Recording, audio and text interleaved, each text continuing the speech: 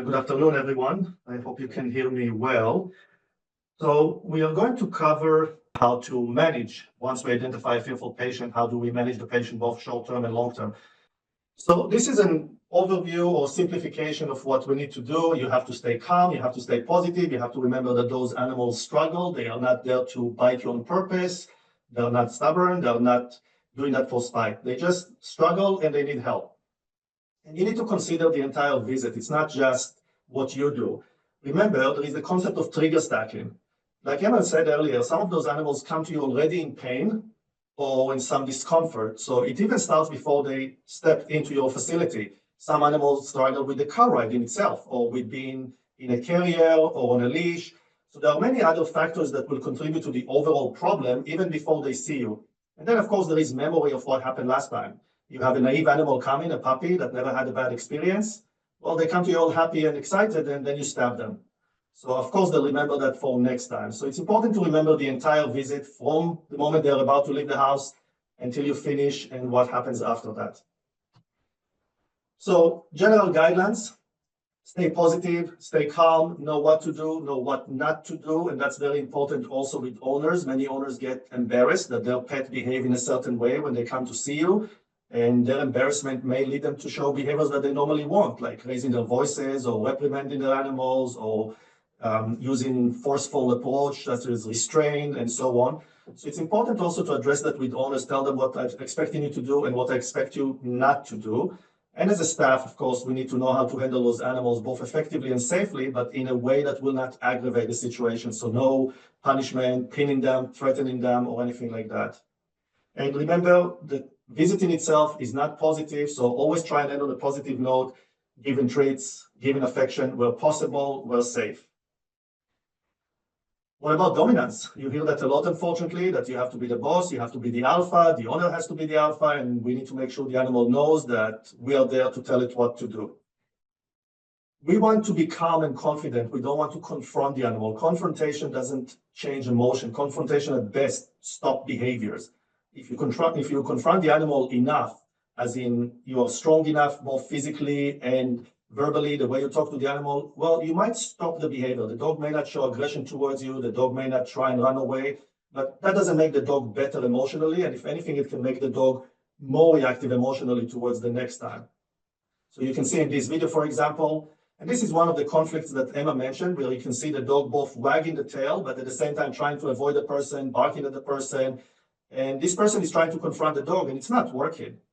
And like I said, at best, you inhibit the behavior, but you're not changing the emotion. So our goal is to reduce fear, to reduce anxiety, because if I can change that, then the behavior that follows will ultimately change as well. I'm addressing the emotional state of the animal. I'm not addressing the behavior of the animal. I have to remember, is it positive?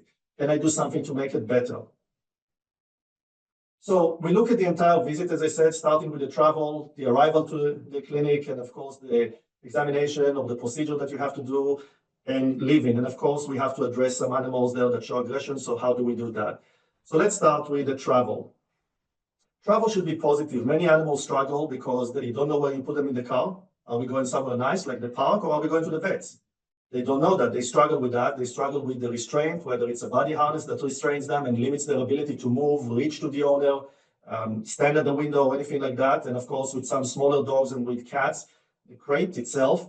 So can we do something about it in the long term? Can we train them to accept the car ride, to go into the crate, spend quality time in the crate? Don't just use the crate the night before. And you see that a lot, where owners never use the crate unless they bring the animal to the vets.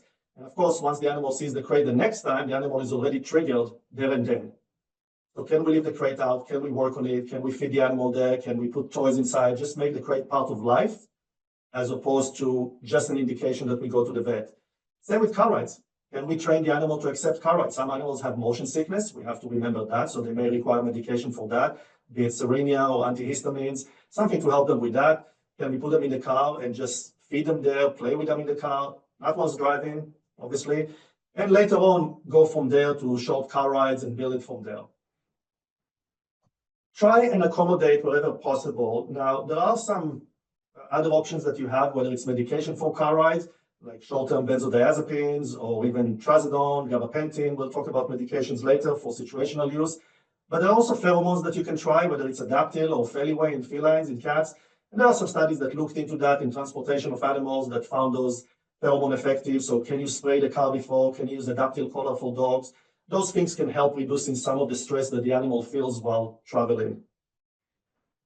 Sometimes you need to accommodate. In this picture, you can see that Lori that sits in the back is very unhappy about the long car ride that she's about to endure. But if Ziggy is in the back, he struggles for the car ride. And if he's in the front, he's much better.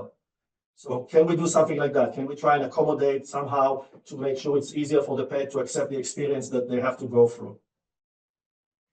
The next part is the arrival, when they recognize where they are. When you open the door and they come out of the car, or you take the crate and they see the building, or they recognize the car park or the street. The first thing is to schedule those animals. So going back to the discussion with Emma about identifying those animals, if you identify an animal, make a note for the future. It's a fearful dog, it's a fearful cat. Can I schedule them at the time that the practice is the least busy? I have time to get them in and out. They don't have to spend a lot of time waiting or be exposed to other animals that may trigger them. Can I schedule them earliest in the morning, latest in the day? Try and work your scheduling around them. Try and leave them in the vehicle until they see you. So for example, here at Langford, we have the car park. It's marked with numbers, and owners will tell us in which bay they're parking, and we go and we take them from there. They don't necessarily come in and sit at the reception area and exposed to traffic of other animals, to sounds and smells. So can they stay, those fearful animals? Can they wait with the owner in the car and just text them or call them or go out to bring them in when you're ready for them? Do you have, for example, a separate entrance? I realize that it's not available everywhere, but if you do have a separate entrance, if you can bring them straight into the consult room instead of going through reception, instead of going through wards with other animals, is it possible? Of course, it's all within the design of the practice that you have right now, but if you are building a new practice, give it some thought. And if you are building a new practice, also make sure that you bury the scale in the floor. Many animals don't like to go on the scale. So if the scale is buried in the floor and you have it covered with a carpet or some runner, then the animal doesn't even know it's there, and it just stands, and you can wait like that. So think about ways to make the whole entrance, the arrival and entrance, easier for the animal. If you have a naive animal like puppies, can we play with them? Can we give them some treats where they're still not used to or not knowing what to expect? Just start to build that into positive. If the animal is really fearful, can we put it in a quiet area until we can see it? If there is no waiting outside or separate entrance, can we have the owner trying to distract them with high value? Not you, the vet, not the nurses, not the reception. The owner should be the one to distract them. Remember, we talked about conflict where the animal is torn between two opposing emotions. They might want the treat that you give them, but at the same time, they don't want to be too close to you. So if the owner gives the treat as opposed to you, they will have less of a conflict because I don't have conflict with the owner, I have conflict with you.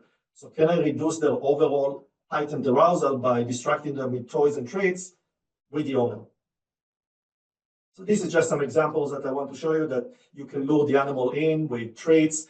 This is a staff member dog, so it's okay for the staff to hold, but obviously using treats. Again, at the reception, try and make it as best as you can for the animal. You have to excuse the video. This was done for a window with a mosquito net. That's why you have those grids there that you can see. It's just about trying to get a fearful animal into the practice. This animal, as soon as it saw the practice, puts the brake. I'm not walking in. And can I lure it with some food? So in this case, there is peanut butter on a spoon. Can I lure the animal to come like that? Of course, the whole use of treats dependent on what you need to do, what they're coming for. The next part to discuss is the actual visit, what you need to do during the visit in itself. So first, think about the layout of the exam room.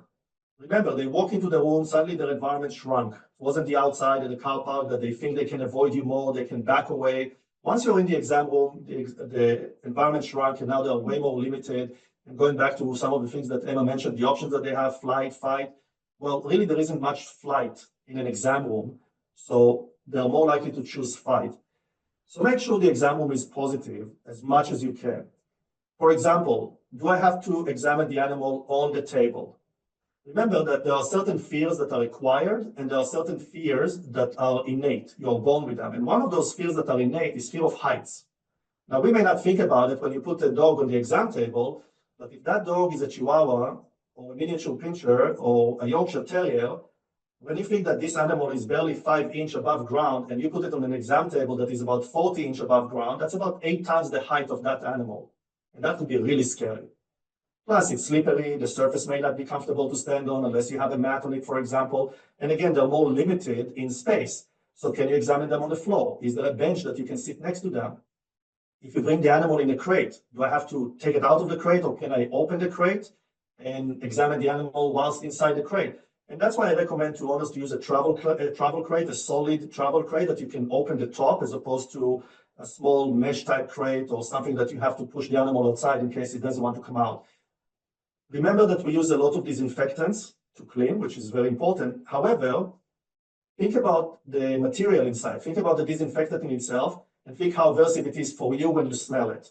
Now, think about the dog's nasal mucosa, and think about the fact that they have about 7 billion cells more than you, and how sensitive their nose is to those smells, and it can hurt. It can actually cause a chemical burn if you just clean with some disinfectant and then you immediately put an animal there without letting it dry properly and ventilate properly. It can actually cause a chemical burn to their nasal mucosa, and they'll remember that. They'll remember that. It's painful, it's aversive. So can I rotate exam rooms to let the room ventilate in between visits? So I disinfect that and I see the animal in a different room, and then when that room is clean and ventilated, bring a different animal into that room. Can I have a proper ventilation in the room, like a fan and appropriate draft, leave the door open? Those things are really important, and we don't necessarily think about it day to day. The idea of restraining animal for certain procedures is important, but the approach should be minimal restraint first. And if I have to increase that restraint, then I need to think about possible sedation. And the same as car ride, there are pheromones that can help in exam rooms. You can plug in Adaptil or Feliway, and there are studies that looked into that show that they reduce the fear and anxiety. Now, some of the pictures and the tools that are mentioned because they're out there, not because I want you to use that. This is an example of something that I don't want you to use. I don't want you to dump cats out of their carriers, because that really leaves them vulnerable and it causes more frustration. They're trying to avoid something and they're unable to avoid it. So it causes more frustration. Now, ask yourself this: when you get really frustrated about something, what is the next emotion you experience? And most people will typically say anger. Frustration is a primary emotion. Rage is a secondary emotion to frustration. So while you cause frustration like that, forcing the animal to do something against its will, the animal can get really angry. So try not to do that. And again, that's why I use those crates. And instead of dumping the cat, just open the top of the crate, and then you have access to the cat, but the cat is still inside the crate. There is the whole idea of covering them, but certainly don't throw the towel like that and don't pin the cat like that. I muted the sound, but this cat is hissing and screaming. This cat is not happy about it. It just made the visit a whole lot worse.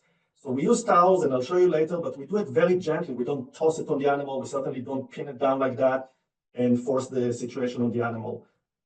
Try to be positive, minimal restraint, use treats when possible. Ideally, again, it's the owner that gives the treat. In the picture I showed you, there were 2 staff members, but the dog was the staff member's dog. So that was okay because the staff member was also the owner.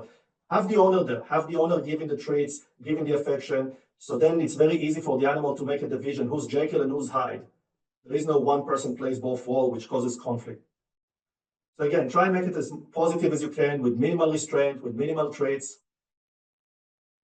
See, even here, giving treats, the owner gives treats, a quick intranasal vaccine, and again, more treats. Always end on a positive note.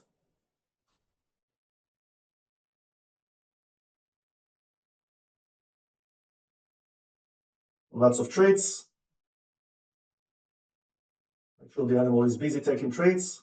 Pretty much constant feeding of treats. Get a vaccine, and give more treats. Always try and end on a positive note. Again, examine the cat with minimal restraint inside the carrier. Try and make it as positive as you can. And even things that are more invasive, call it like that don't require necessarily anesthesia, such as catheterizing the dog. Of course, we use local anesthesia like EMLA, but certainly you can make it very positive where the dog just keeps eating and eating and eating while you catheterize the dog. I'll just fast track the video here for a minute. You can do that with a lot of positive reinforcement, not cause too much stress to the animal, and keep the memory more positive than otherwise. So some safety products, you obviously start with the lead, whereas animal, The lead helps you to guide the animal. The lead has an inhibiting effect to a degree, so most animals on lead are less likely to show resistance than those on lead. And also you have a safety tool if you need to stop something as opposed to reaching with your hand to try and grab a collar or to stop the animal from lunging on someone else. But remember, the lead is just one tool that you need to combine with more. So instead of reaching in, for example, with your hands to try and take a fearful animal out of its kennel, can I put the lead and gently then lift the animal out? Because once on a lead, most dogs will be more amenable to touch than reaching in. Now, that's one of the few areas where I use a slip lead. I don't like slip leads. I don't use a slip lead, but if I just need to slide it over the dog's head and then use my hand, not the lead, I'm not yanking the animal, I'm not choking the animal. The lead is there to provide an inhibiting factor, not to be used in that sense. Towels, we use towels a lot. It helps us to both avoid certain injuries like scratching, for example. It helps inhibit some of the behavior, and we can combine it with the lead. Now, the idea is to do it gently, not like the video I showed you with the cat where the nurse tossed the towel on the cat. Do it gently, try and swaddle them very gently, but then wrap them tight so they don't have much movements underneath the towel. It's almost like a hug when you think about it. It reduces the movements, they feel safe and secure inside, and it can help us facilitate a better and safer visit. So if you think about it, this is Maria that I showed you before, and you can see, just holding her like that, it doesn't work. And yet, if you gently hold her and you cover her with a towel, remember, she's not thrilled about it. She doesn't want to be there. She doesn't want you to trim her nails.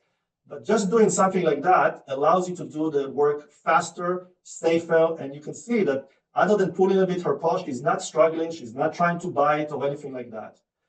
So this is just to facilitate an easier and faster and safer care.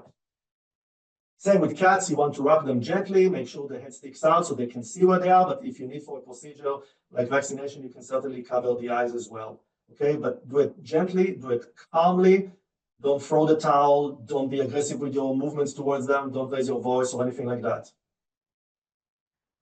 Calming cap, I'm not using those frequently. I'm not a big fan of calming cap, but they're certainly out there and you may come across them if you haven't already. They're made of nylon. The idea is that you obscure some of the view of the animal. They can still see some shadows, some light goes through that, but they can't see everything. So it provides a behavioral inhibition because they can't see too well. They don't move, they don't fight. So it's not really to calm them down. So the name calming cap is misleading. It's more about inactivating cap. They come in different sizes, but they fit even if the size doesn't fit perfectly because there is a strap that you can pull and fit it to the dog's head. And you can see in this video, they're relatively easy to fit on the dog. And they attach to the collar in the back, or they have a string that you can loop around the neck. And you can see in this video, the dog is not thrilled about it. You can see the dog still takes treats, but equally you can see some lip licking. So it provides a behavioral inhibition, not so much emotional inhibition. Muzzles, certainly it's a tool to use quite frequently with those animals, but remember the muzzle only prevents a bite. The muzzle doesn't prevent a scratch, or animals can even bruise you with the muzzle, especially big, strong dogs. They can knock people down. It doesn't prevent them from wanting to bite you. It just takes away the bite, that's all. And yet it's a very important tool because other than the obvious safety, the animal cannot bite you, it helps making everybody around you, the owner, the other staff, calm. Because you know the animal cannot bite you. And if you're calm, your approach to the animal is better. Now, of course, there are the leather or nylon type, or even some people use a gauze to tie around the muzzle. I don't like those so much. They are good for maybe 2-3 minutes visit, but I feel that they're too limiting, and especially if the animal is stressed and needs to pant. I don't like those muzzles, but they're there. They certainly can be used for short visits, but they could be intimidating, especially for cats where they can't see anything. I much prefer using the basket muzzles that allow the animal to pant properly, and you can even give treats. The owner can administer treats for those. The only thing about the muzzle is similar to what I mentioned with the crate earlier, or sometimes with car rides, that they predict that something negative is going to happen. So other than pre-training the animal to wear it at home before visit, so it's not the first time that they come to you and they're already struggling with the whole visit or maybe being in pain, and now on top of that there is a muzzle. So I would discuss with the owners well ahead of time, including puppy owners that just start. It's not wrong to train the animal to wear the muzzle. They may never need it, they may never use it, but it's not wrong to do it as part of puppy classes or basic puppy training to get them more and more comfortable wearing the muzzle. And then, of course, wear it to the visit, but don't wear it just for the visit. especially with dogs that I know where they will need the muzzle. I want the owner to use it almost daily for 2-3 minutes of affection. So I tell an owner at the end of the day, when you want to relax a bit and give your dog some affection, just put the muzzle for 2-3 minutes, give your dog affection and treat, and take the muzzle off. I don't want the dog to start associating the muzzle only with a negative outcome like a vet visit. So the muzzles are off or from behind. Remember the video with Maria where they came in front of her with the muzzle? That's a very intimidating gesture to come. You know. Yeah, good. I don't know what happened here. And the internet just fell for a minute. My apologies for that. Okay, so we talked about all kinds of muzzles or cones that you can use as a way to prevent the animal from biting you and facilitate a better and safer care. And then I mentioned with the cone, with the muzzle, that you want to come from the front. You don't want to come from the front. You want to come from the side. Put the muzzle on the dog, and then go on with your treatment. But as I mentioned, I prefer to use basket muzzles over a cloth or a mesh muzzle. And the idea is to train the animal to wear it. So the muzzle acceptance is a process that you have to go through. Yes, of course, you can put it within a minute in the clinic if you have to in some cases, but ideally the owners start ahead of time. They make sure it's positive, using the muzzle initially as a feeding dish where the animal can just go and take the treats from it, or you can rub something soft inside the muzzle like cream cheese or peanut butter and the animal can go and lick it from inside. Just get more comfortable with it and then start putting it on, start closing the strap from the back. There is a process to do that step by step. Just like that, get the animal more comfortable doing that. Ask the owner, you can demonstrate to the owner how to do that if the animal is cooperating with you during the visit, and if not, there are different websites that owners can read, or we have handouts that we can give them. The Muzzle Up project is a good website. It's just the idea of accepting the muzzle. And you can see, even inspecting the abdominal lesion here, you can see the big abscess and you need to flush the drain and everything. You can do that just with an e-collar so the animal cannot bite, and by giving treats. The gentle leader or head halters in general are tools that you can use. Those are very effective tools to control the dog's head and get the dog to do the right behavior. In this case would be to look towards the person who holds the leash and then being rewarded for the right behavior. So that's part of the operant conditioning that I mentioned earlier, that the animal has to do something. Like the muzzle, you want to make sure that you pre-train the animal to wear a head halter, not use it the first time during that visit when they're already stressed. So usually I would ask the owner to hold the pet on a head halter. I have to make sure the head halter fits. There are different sizes and you can help them measure the right one. And it's important to remember that you need to reward the animal, and there are two types of reinforcements there that you can use with the head halter. The first one is positive reinforcement, where you give the animal treats and affection and praise for doing the right behavior. The second one is negative reinforcement, and that's one of the more important things. It's the release. With the head halter, it's not about pulling and applying tension. It's the fact that you release as soon as the animal is doing the right behavior. So if you tell the dog to look at you instead of turning towards the vet, for example, being the owner, that is, you tell the animal to look at you, and if the animal is not looking at you, now you have a leash that sits around the face of the dog, and you can pull the lead towards you, so the head of the dog turns towards you, the owner that holds the lead. And then as soon as the animal makes eye contact, you release. And that release is extremely important. We talked earlier about operant conditioning, and I mentioned that there is positive reinforcement and negative reinforcement. And most of the talk today, and in general, when working with trainers and working with other behaviorists, you will hear a lot about positive reinforcement. Positive reinforcement is extremely important, but positive reinforcement is based on learning. You have to want whatever is given to you. You have to know the value of that. So you may refuse that. So positive reinforcement, as great as it is, can fail. There are times the dog will not take a treat because the dog is too stressed, and yet I keep telling you, give treats, give treats, give treats. Well, what if the animal doesn't take treats? What if the animal doesn't pay attention that you pet it or praise it? This is where negative reinforcement comes in, because negative reinforcement is innate. Unlike positive reinforcement that is learned, negative reinforcement is innate. You don't have to learn it, you just feel it. Imagine you buy new shoes, and the first several days those shoes are really tight on your feet and it hurts. How do you feel when you take the shoes off? You feel better. You cannot deny it. No one taught you that you'll feel better. You cannot say, I don't want to feel better. You just do. And that's how the head halter works, because as soon as you release the tension, the animal looks at you and you release the tension, they will feel the release from their muzzle. And that's a negative reinforcement that they will feel. Whether they'll take the treat, whether they'll pay attention that you praise them, it's irrelevant. They will feel the release. And that's why the head halter is a very useful tool in those situations. Like the muzzle, we want to train the animal to wear it.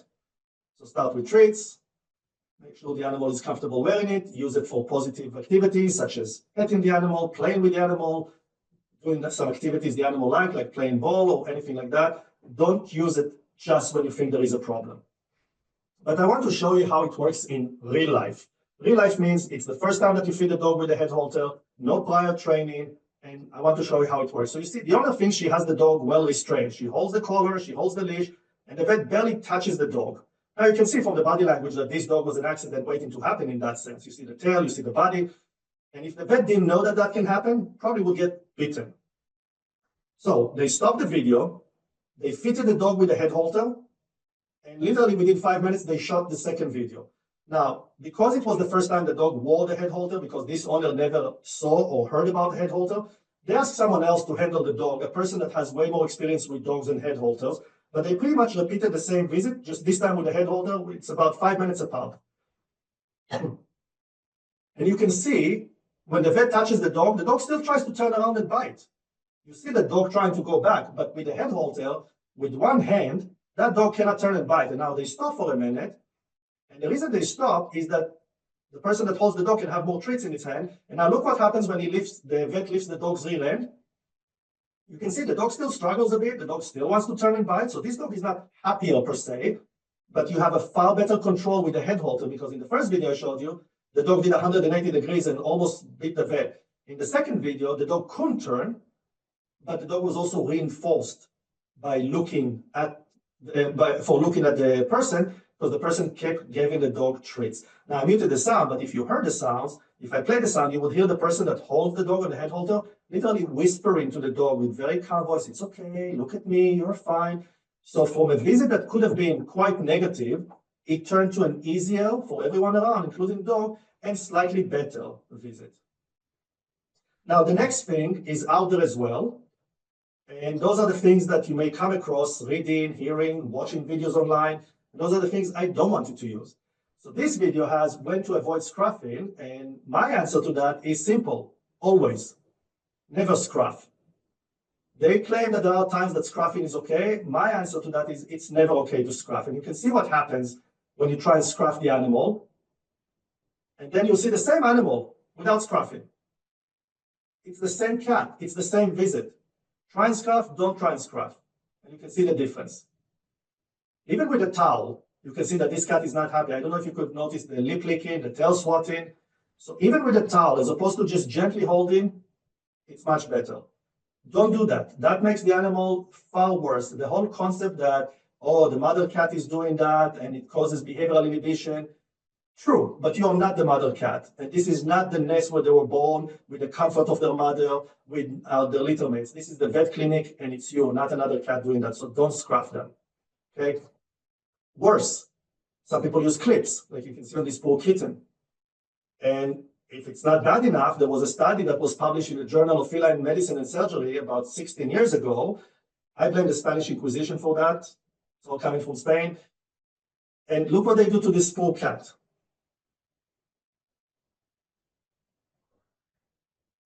They put a paper clip. And now this cat is paralyzed. This is going back to what I mentioned earlier about being petrified. And literally this cat is paralyzed. This cat is not better. This cat is mortified. And it's not moving because it's too afraid to do anything. And of course, when you take that, oh, it's gone, lick, lick, and let me get out of here. But it's out there in the literature. And people read that and they sometimes want to use that. So don't scruff.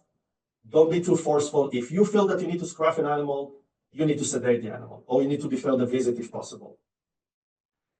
Now, alongside that, I want to teach the animal to assume, if possible, 3 positions. One of them is standing on a mat, so I can brush the animal, or I can do a full physical examination when they stand.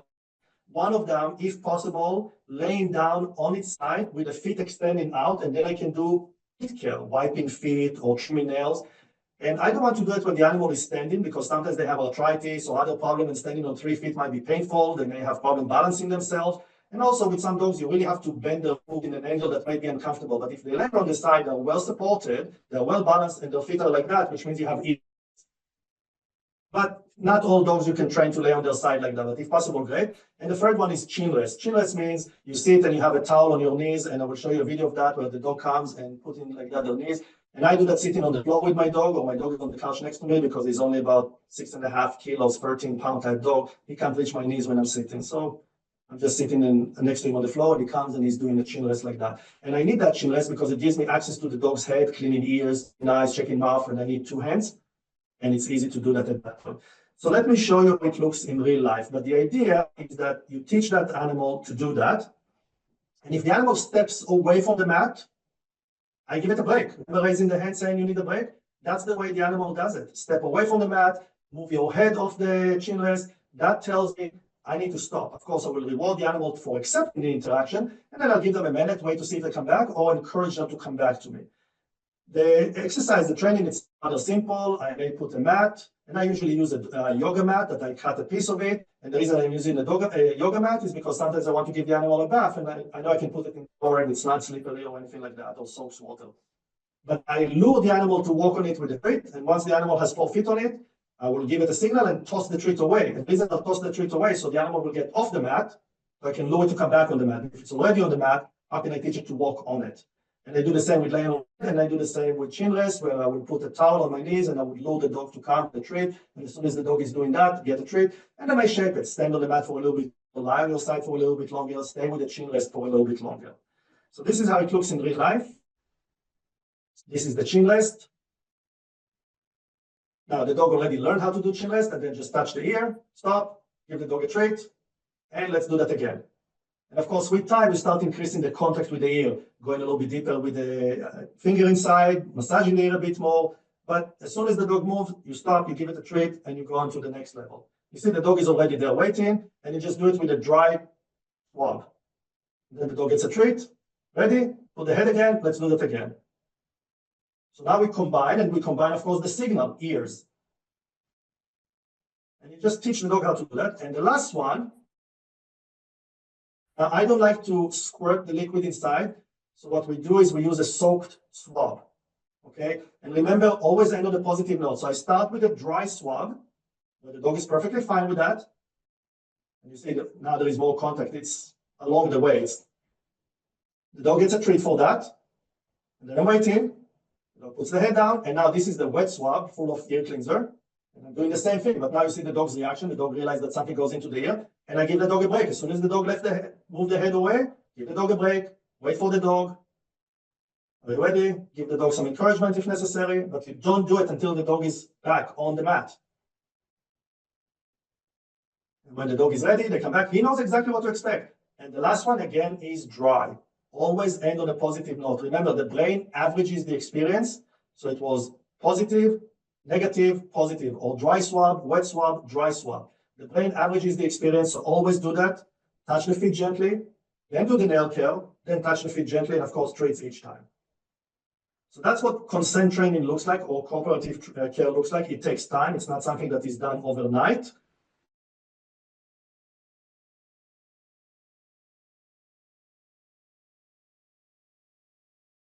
All is to minimize fear. We want to make sure it's safe for everyone, including the animal you work with. When you have a needle in its jugular or a different vein, we want to make sure the exam is appropriate, maintain healthcare, make sure we get the right parameters out of the animal, not skewed parameter because the animal was stressed. We do it by being calm, knowing how to identify, knowing how to address the sign, and communicating with owners about what we do, how we do it, and why we do that. Right, so again, I want to thank you all for joining, and SIBA for sponsoring this session. If you have any more questions later, you know our email, that's behavior@langford.co.uk. If you wanted a handout on medication, we can send that to you as well. And as I mentioned, there is one on the FAB Clinician website. So enjoy the rest of your afternoon, and good luck with your next fearful patient.